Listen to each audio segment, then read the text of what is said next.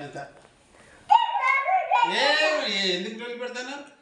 కుదరపల్లి తాగినావా pascal తాగినావా ఏంది దాగచ్చినట్టు మాట్లాడతాను నువ్వేమన్నా ఎవరు లేరా వీళ్ళే నువ్వేమన్నావా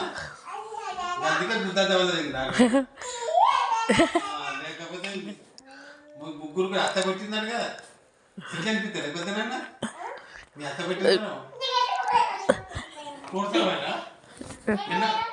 నిన్న కూడా కొట్టిందాడు కదా మీ బామ్మతో కూడా కొట్టినాడు కదా ఎందుకు వెళ్తావా నన్ను వెనకేసుకొస్తాను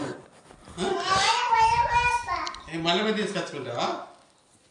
తీసుకొచ్చుకుంటావా